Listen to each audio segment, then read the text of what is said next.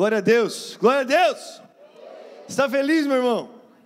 Eu também estou. E hoje eu gostaria de compartilhar com vocês um pouco, uma continuação do que nós falamos ontem, né? Nós falamos sobre a necessidade de depender de Deus para fazer a obra de Deus, né? O quanto Deus pode ser presente na nossa vida, o quanto Jesus dependia do Espírito Santo e quanto isso é real, sabe? E pode acontecer, e se nós abrirmos nosso coração para isso, nós veremos o mover de Deus, né? Nós podemos consagrar a nossa vida e esperar coisas maiores, daqui anos, 10, 15 anos, o que Deus pode fazer se Jesus não voltar?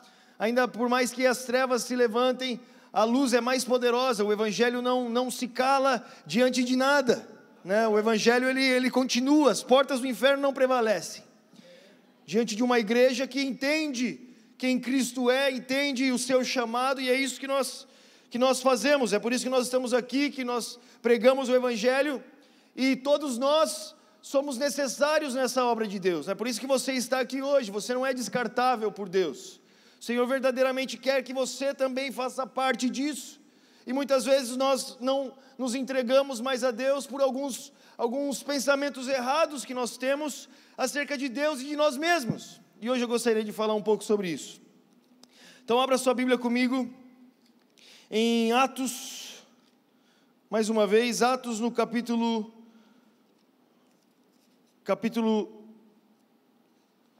3.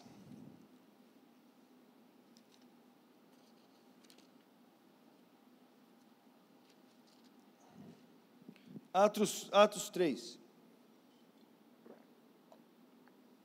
Obrigado, Senhor. Certo dia, por volta das 3 da tarde, Pedro e João foram ao templo orar. Um homem aleijado de nascença estava sendo carregado. Todos os dias ele era colocado ao lado da porta chamada Formosa, para pedir esmolas a quem entrasse no templo. Quando ele viu que Pedro e João iam entrar, pediu-lhes dinheiro. Pedro e João se voltaram para ele e disseram: olhe para nós. O homem fixou o olhar neles, esperando receber alguma coisa. Pedro, no entanto, disse: não tenho prata nem ouro, mas o que tenho lhe dou. Em nome de Jesus Cristo Nazareno, levanta-te e anda. Então Pedro segurou o aleijado pela mão e o ajudou a levantar-se. No mesmo instante, os pés e os tornozelos do homem foram curados e fortalecidos. De um salto ele se levantou e começou a andar. Em seguida, caminhando, saltando e louvando a Deus, entrou no templo com eles. Quando o viram caminhar e ouviram louvar a Deus, todos perceberam que era o mesmo mendigo que tantas vezes tinham visto na Porta Formosa. E ficaram perplexos, admirados, correram todos para o pórtico de Salomão, onde o homem permanecia com Pedro e João e não se afastavam deles. Pedro, percebendo o que ocorria, dirigiu-se à multidão: povo de Israel, por que ficam surpresos com isso? Disse ele. Porque olham para nós como se tivéssemos feito esse homem andar por nosso próprio poder ou devoção? Pois foi o Deus de Abraão, de Isaque e de Jacó, o Deus dos nossos antepassados, quem glorificou o seu servo Jesus, a quem vocês traíram e rejeitaram diante de Pilatos, apesar dele ter decidido soltá-lo. Vocês o rejeitaram, santo e justo, e em seu lugar exigiram que um assassino fosse liberto. Mataram o autor da vida, mas Deus o ressuscitou dos mortos, e nós somos testemunhas desse fato. Pela fé no nome de Jesus, esse homem que vocês veem e conhecem foi curado. A fé no nome de Jesus o curou diante dos seus olhos. Pai, nós estamos na Tua presença essa manhã, Senhor, ainda com mais fome, talvez cansados, Deus. Talvez, Senhor, ainda digerindo o que foi esse fim de semana, as palavras que nós recebemos, mas com certeza nós queremos mais de Ti. Pai, nós queremos Te conhecer mais, e nós queremos andar contigo, e nós queremos, Senhor, viver o Teu Evangelho. Pai, essa é a nossa vontade. Não é só mais uma religião, não é isso, Deus. Nós queremos experimentar a vida do Espírito, a vida que vivifica os corpos mortais, o Espírito que ressuscitou Jesus entre os mortos, a vida que nos leva a crer em Deus ainda mais e se entregar ainda mais a Ele, para que o mundo te conheça, para te fazer conhecido, Senhor. Então eu peço que o Senhor abra os nossos olhos ainda mais para enxergar, alinhe a nossa vida com os Teus propósitos eternos, Senhor, que nós possamos sair daqui ainda mais convictos de quem Tu és, Pai, ainda mais entregues a Ti, cheios de fome, Senhor, dispostos a se entregar, a se separar para Ti. Pai, isso eu oro em nome de Jesus. Faça o que só o Senhor pode fazer nessa manhã. Cure os enfermos, liberte os cativos. Pai, em nome de Jesus. Amém. Glória a Deus. Meus irmãos, é muito interessante essa passagem aqui, juntando com toda a vida desses discípulos. Sempre que nós lemos, nós precisamos ler o que essa palavra diz para nós, mas o que estava acontecendo com eles também. Nós perdemos muito quando nós não nos colocamos no lugar dos discípulos, entramos na história. Sabe, sempre que eu leio a Bíblia, eu gosto de entrar ali e me imaginar como se eu estivesse ali também, imaginando as próprias emoções que esses discípulos estavam tendo. Sabe, porque eram humanos como nós. Sabe, e caminhando com Jesus, percebendo o que ia acontecendo e a mudança que ia acontecendo, porque nós também estamos nessa mesma caminhada. Nós perdemos quando nós pensamos que eles eram homens especiais, e por serem homens especiais, viveram o que viveram, e não é possível para nós. Não é verdade. Todos eles eram homens e mulheres como nós somos, também com as mesmas falhas. Pedro aqui, ele acusa todo mundo de trair Jesus, mas ele mesmo tinha negado 3 vezes, esqueceu dessa parte. Deus ainda estava trabalhando o orgulho de Pedro. Você vê essa mudança, você vê acontecendo. E aqui em específico, é logo depois que eles receberam a promessa de meu Pai, a promessa de Jesus, a promessa que o Espírito viria sobre eles. Sabe, verdadeiramente algo tinha mudado na vida desses homens. Eles sabiam que eles tinham recebido algo muito especial de Deus. Eles sabiam que eles tinham recebido aquele que viria para capacitá-los para fazer o que Deus chamou para fazer, porque é impossível fazer a obra de Deus sem Deus. É impossível. Não se faz a obra de Deus sem Deus. A obra de Deus se faz em Deus, para Deus, por Deus. E Ele nos inclui na sua história.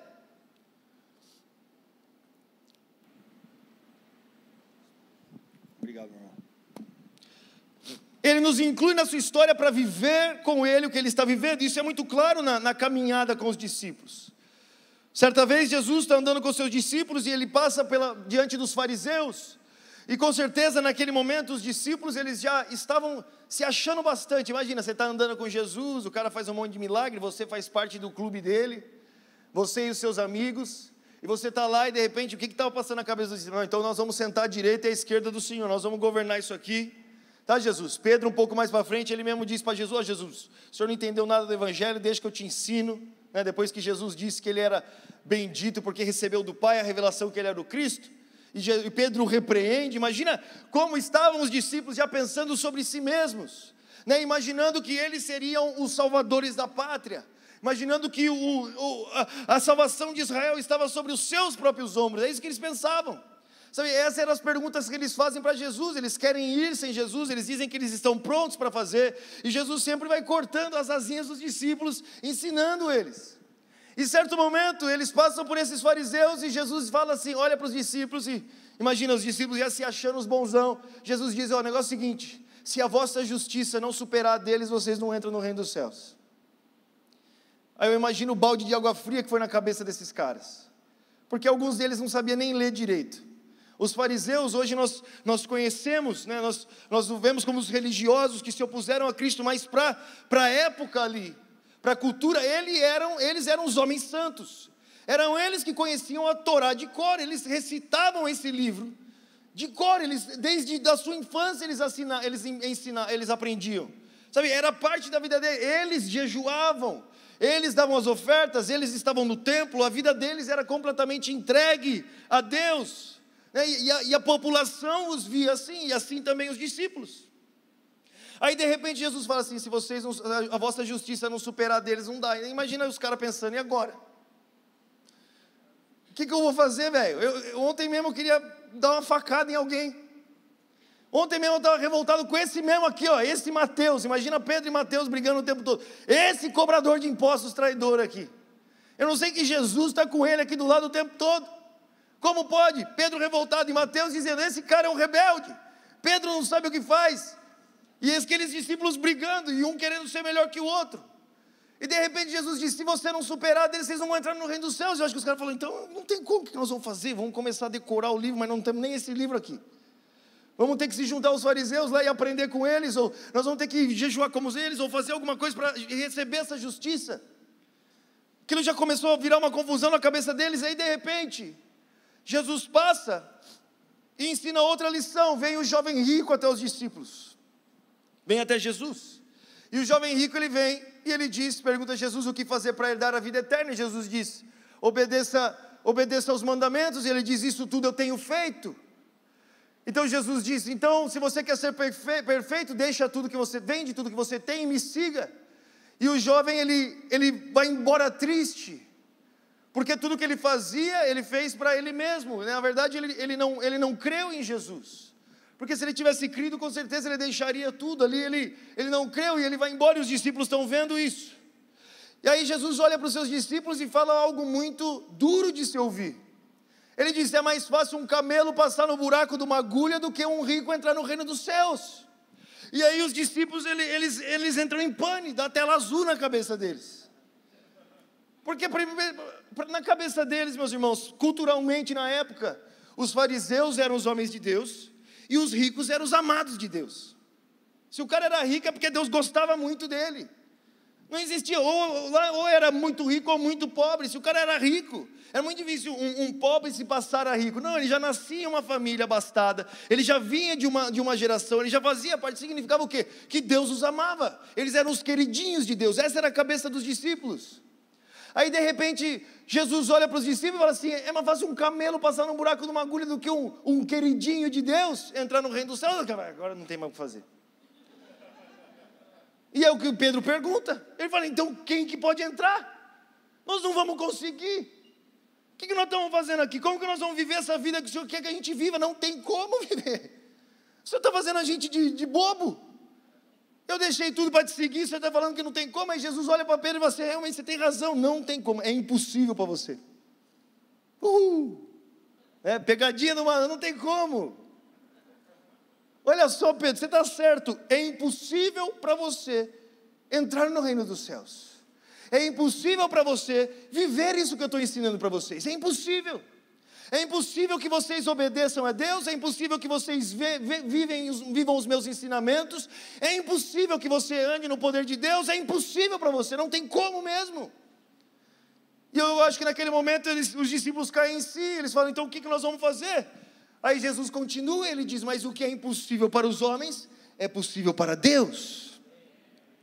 E ali eles mudam a rota dos discípulos, porque até aquele momento os discípulos estavam achando que sozinhos eles eram capazes, que eles iam conseguir, que eles eram os bonzões, que eles poderiam fazer, e Jesus não tem como, mas o que é possível para os homens é possível para Deus. Então você precisa de Deus, você precisa de Deus para viver o que essa Bíblia diz.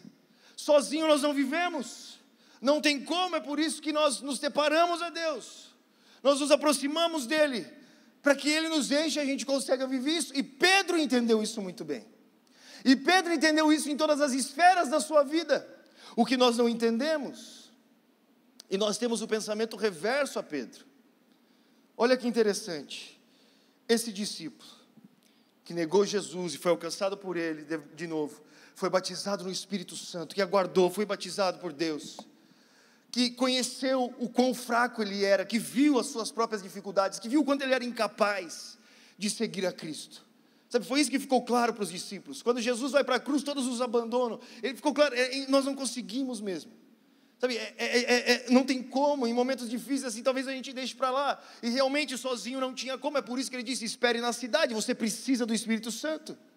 Você precisa de uma ação de Deus na sua vida, e não é para você viver sozinho, nem é para você tentar viver sozinho. Essa vida é vivida por meio de Deus. E os discípulos, então, Pedro, ele entendeu isso, e ele está indo para a porta, para o templo, para orar. E olha que incrível o que acontece. Aquele povo traz esse paralítico. E Pedro tinha acabado de ter uma experiência com Deus incrível. Fogo do céu tinha descido sobre eles. Ele tinha pregado, 3.000 pessoas se convertido.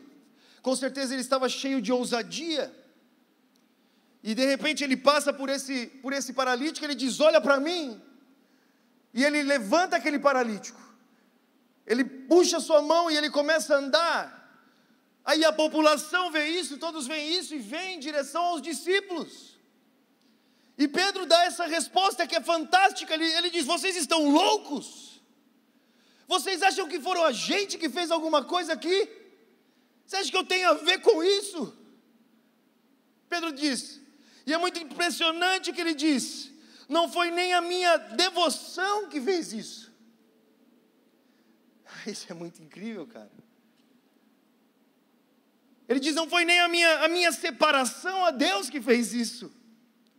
E aqui dá um bug na nossa cabeça, porque a gente passa: se eu me separar a Deus, então eu vou poder fazer isso.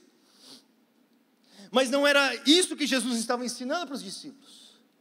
A separação a Deus não é para que eles fizessem, mas era para que Deus fizesse por meio deles.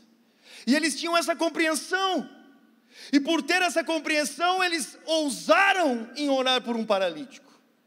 Porque diferente de nós, muitas vezes, eles não olharam para uma situação e falaram: o que eu posso fazer?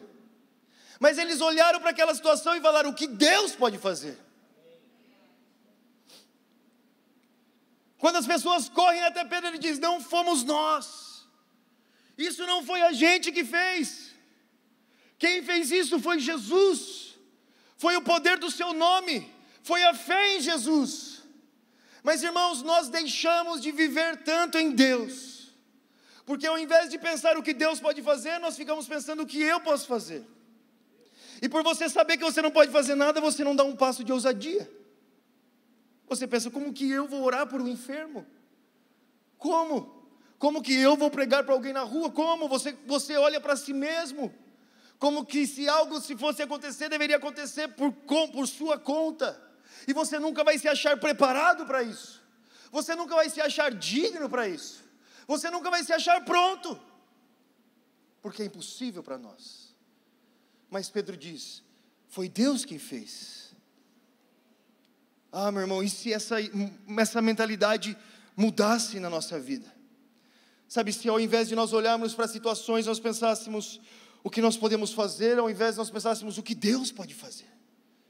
Se nós saíssemos na rua sabendo que Deus pode curar um enfermo, e tivesse expectativa que Deus o curasse, talvez nós tivéssemos então ousadia para orar por alguém, porque você sabe que o poder não está na sua oração, o poder não está na sua performance, o poder não está em quão bom você é, o poder está em Jesus, o poder está no seu nome. E quando nós falamos aqui sobre separação, sobre oração e jejum, não é para conquistar nada, pois tudo foi dado em Cristo. Nós não estamos conquistando, nós não estamos comprando nada, mas nós estamos alinhando a nossa vida com aquilo que é real. É por isso que nós nos separamos a Deus, para que o nosso eu diminua. Pedro fala: eu não posso te dar nada. Ele diz: eu não tenho poder para te dar nada, mas o que eu tenho eu te dou, e o que eu tenho é Deus. Por quê? Porque ele se esvaziou de si, Deus estava sobre ele, e essa era a sua convicção. E quando aquele homem foi curado, em nenhum momento ele pensou: quão maravilhoso eu sou por isso ter acontecido. Ele sabia que dele não poderia acontecer nada. Ele sabia que ele não tinha nada a oferecer àquele homem que verdadeiramente pudesse mudar a sua vida. Ele sabia, mas ele sabia que Deus poderia. Meu irmão, imagina se a nossa vida for com essa perspectiva. Sabe quantas vezes você se encontra em uma situação, eu mesmo, e a gente fica preocupado e fica com medo: será que eu faço? Será que eu vou? E todas as vezes estão ligadas porque a sua expectativa está em você mesmo. Você está pensando: eu não orei o suficiente essa semana, eu não fiz isso, eu não fiz aquilo, mas tem essa pessoa e meu coração está fervendo aqui para que eu olhe por ela, mas eu não vou conseguir, e se não acontecer? Realmente, quando nós fazemos, o nosso pensamento é: e se não acontecer? Mas quando nós esperamos em Deus, o pensamento deve ser: e se acontecer? E se Deus fizer? E se Deus curar? E se Deus salvar? E se Deus fizer? Quando os discípulos chegam para Jesus, depois que Jesus desce do Monte da Transfiguração, os caras estão perdidíssimos. Pedro lá em cima queria fazer uma tenda. Você vê, os caras, rapaz, não entendia nada do que estava acontecendo. E olha como Deus usou esses homens. Aí os caras descem lá embaixo. Jesus fala: não conta para ninguém. Eu acho que Pedro já estava pensando: mano, eu tenho que contar que eu sou mais especial que eles. Eles têm que ver. Aí chegam os outros discípulos envergonhados, porque tinha um menino endemoniado, eles não conseguiram expulsar o demônio. Aí eles perguntam para os discípulos: por que a gente não conseguiu expulsar esse demônio? E Jesus dá uma resposta, ele fala: porque a fé de vocês é pequena, porque vocês não creram.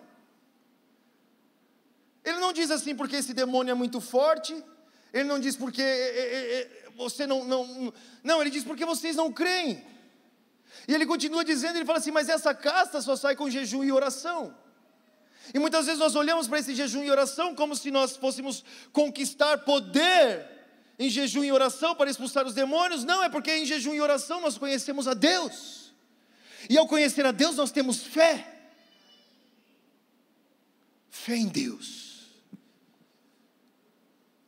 Então quando nós falamos aqui, meus irmãos, para nos separar para Deus, não é para ganhar novas coisas de Deus, não é para comprar nada dele, é para alinhar o nosso coração com o coração de Deus, é para enxergá-lo ainda mais, é para que ele se torne ainda mais real para nós, para que a nossa expectativa e verdade e coragem estejam nele e nele somente.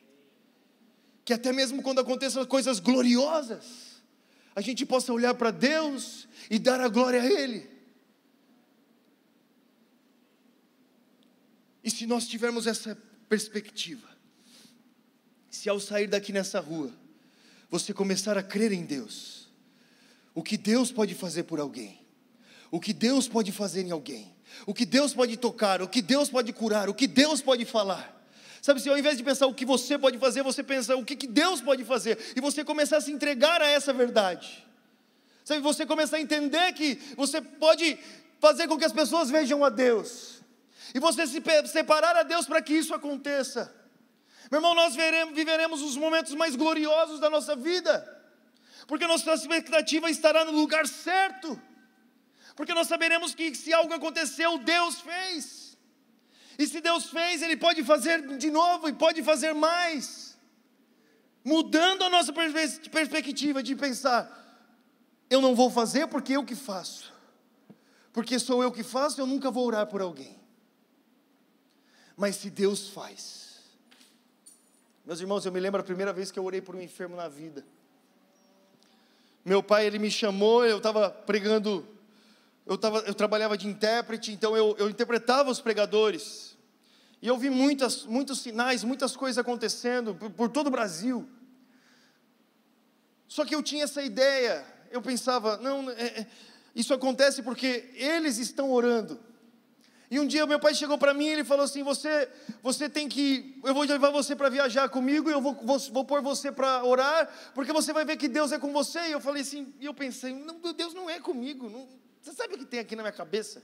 18 anos de idade, meu irmão, o que está passando aqui? Pai, se você soubesse o que passa na minha cabeça, você nunca ia pensar que Deus está comigo. Não é possível. Ele falou: não, você vai ver. E ele me levou para viajar com ele, e ele não me avisava. Quando acontecia alguma coisa, ele me jogava lá. Uma vez, uma mulher ficou endemoniada numa cidade no Rio Grande do Sul, e eu estava filmando, eu era o cameraman, eu aprendia filmando, e ela ficou muito endemoniada, e meu pai olhou para mim e falou assim: agora você vai expulsar esse demônio. Eu falei: eu? Na frente da igreja toda. Eu queria ter essa filmagem, porque dá para ouvir minha voz. Eu? Ele fala: expulsa esse demônio aí. Aí eu falei: meu Deus.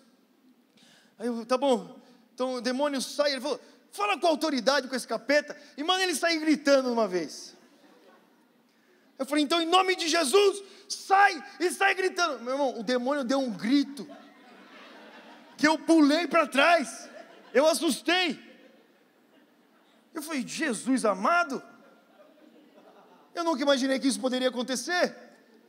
E aquilo começou, sabe? Aí um dia ele me levou para pregar, ele falou assim, hoje você vai pregar e outro, você vai orar pelos enfermos. Eu falei, pai. Aí eu subi, irmão, primeira vez que eu ia pregar, eu tinha umas 5 mensagens, eu preguei todas elas em 15 minutos, tremendo muito, não era de unção, era nervoso mesmo, muito nervoso. Não tinha muita gente na igreja, não tinha. Era sei lá, uma quarta-feira à noite, quinta-feira à noite, um frio.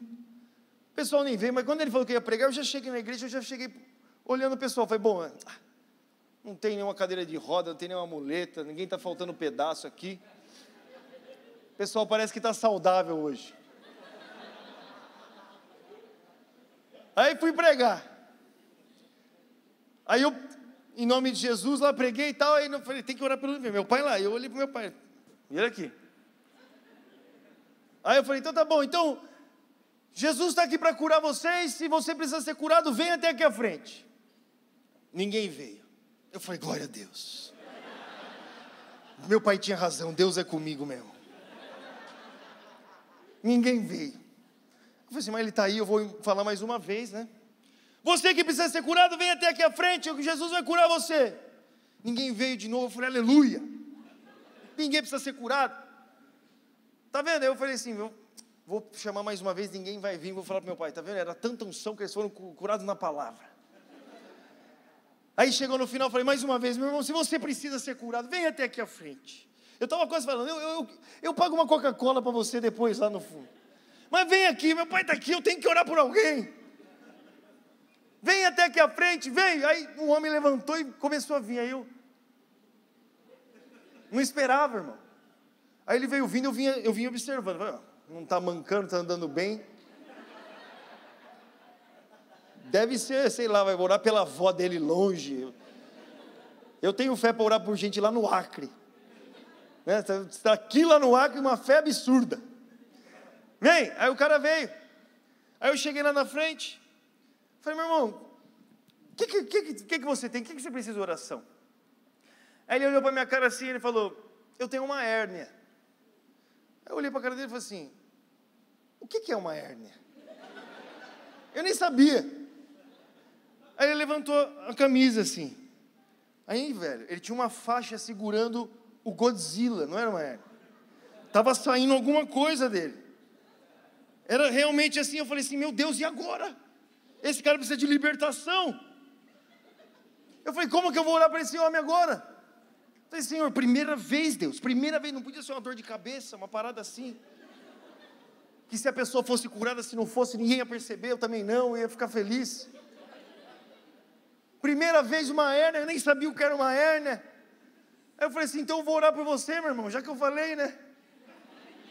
Aí eu já também na minha cabeça estava assim, ele não vai ser curado. Não vai ser curado, você fica tranquilo, não vai acontecer nada. Eu falei, eu vou orar por esse homem. Aí eu pensei, eu vou orar uma vez, não vai acontecer nada, eu vou orar 2, não vai acontecer nada, orar 3, falar, Deus abençoe. Tentei. Essa era a minha expectativa. Aí eu falei assim, então agora eu vou orar. Eu falei, irmão, então feche seus olhos aí que eu vou orar agora em nome de Jesus. Eu falei, sim, o que eu faço? Sinceramente, irmão, o que eu faço? Meu pai está aqui, todo mundo, como que vai ser isso? Eu não vou conseguir. Aí eu falei, então tá bom, então em nome de Jesus, que essa hérnia desapareça, suma daí, volta da onde você veio. Em nome de Jesus, barriga seja curada. E não, enquanto eu estava orando, meu irmão, olha, falar para você, uma fé desceu sobre mim, um negócio assim, sobrenatural. Sabe, eu acho que quando Jesus, ele estava falando, se você tiver com fé como um grão de mostarda, dizer para esse monte, para que ele seja jogado no mar, ele estava pensando em mim, naquela hora. Falar para você, é um negócio incrível. Eu tinha toda a fé do mundo. Irmão, se eu não fosse crente, eu apostava ali na hora. Eu tinha toda a fé, uma fé assim, uma convicção mesmo, que nada ia acontecer. Nada. Irmão, eu podia, olha, não vai acontecer, eu tenho certeza. Era uma fé gloriosa, que eu estava flutuando. Esse cara não vai ser curado de jeito nenhum.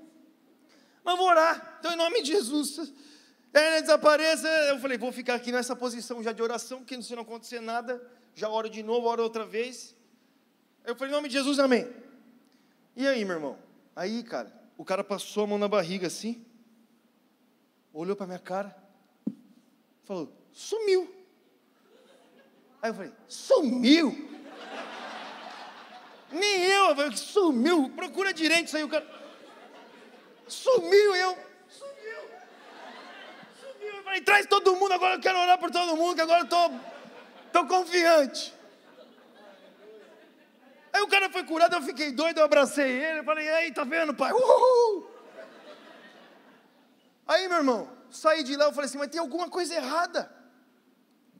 Tem alguma coisa errada, porque, Deus, o Senhor sabe, eu tinha toda a fé do mundo que esse homem não ia ser curado. E ele também, porque eu tive que implorar para vir alguém. Não é que eu falei, vem, o cara já veio com fé, vou ser curado. O cara não acreditava, ninguém acreditava lá, meu. Um moleque aí de 18 anos, magrelo, pregou 15 minutos tremendo. Aí, cara, eu passei um tempo pensando nisso, até que o Senhor me levou nas suas palavras, antes de ser levado ao céu, Ele disse, imporão as mãos sobre os enfermos, e eles serão curados.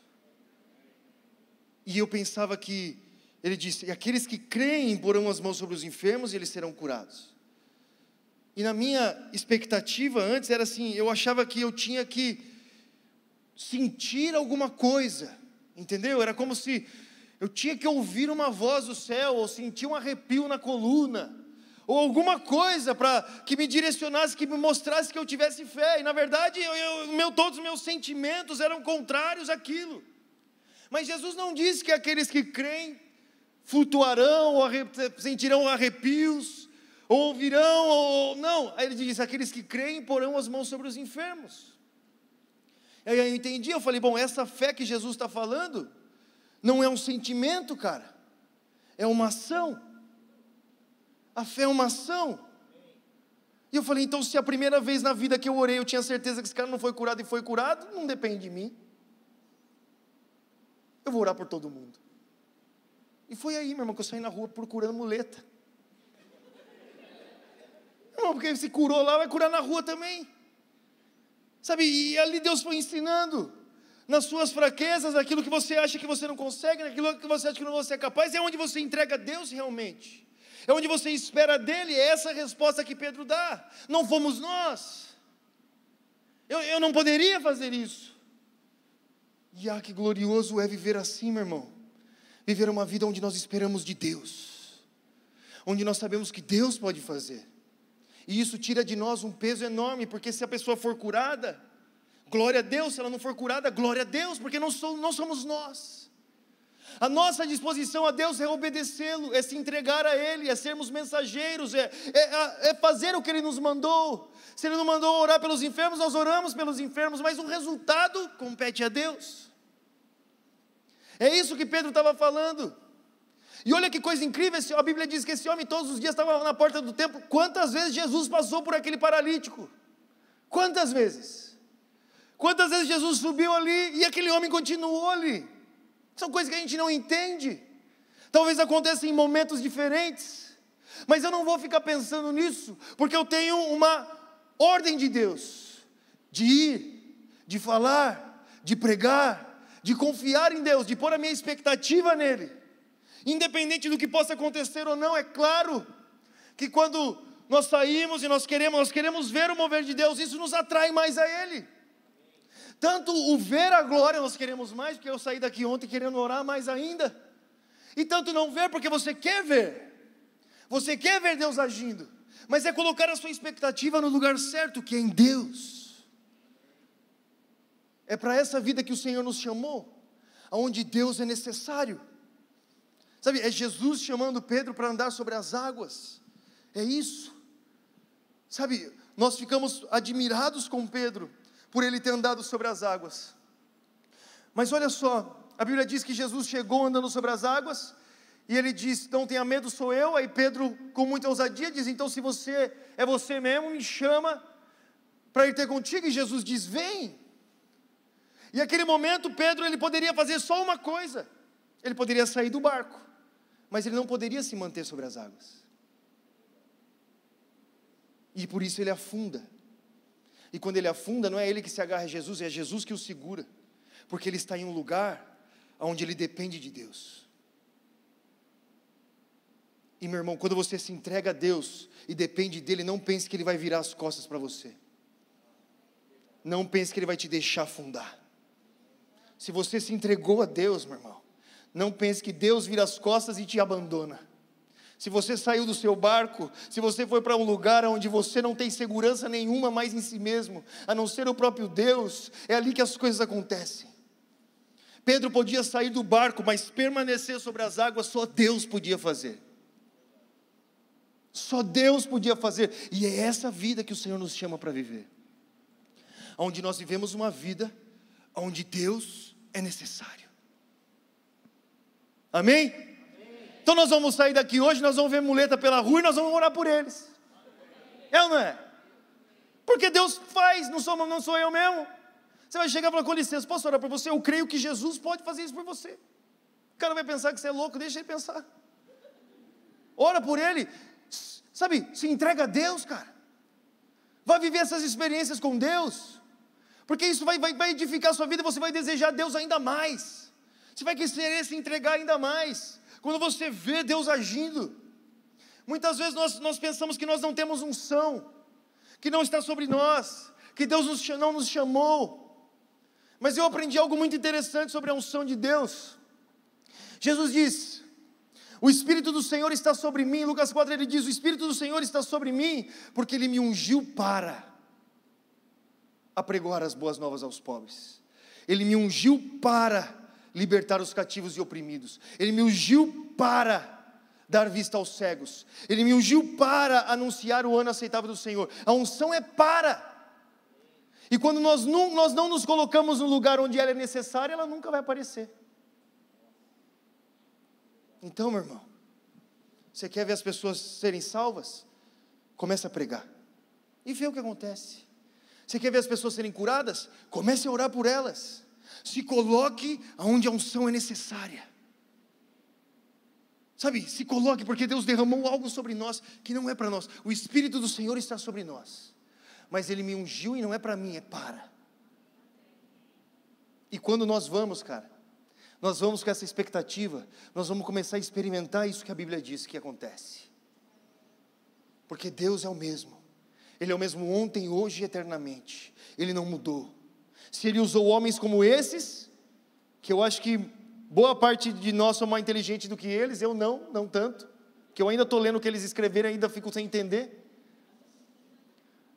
Mas se Deus usou homens assim, tão falhos, para trazer um avivamento sobre esse mundo, por que não também, não a gente? Se nós aprendermos a depender de Deus, se nós aprendemos a nos entregar a Deus, fica de pé, por favor.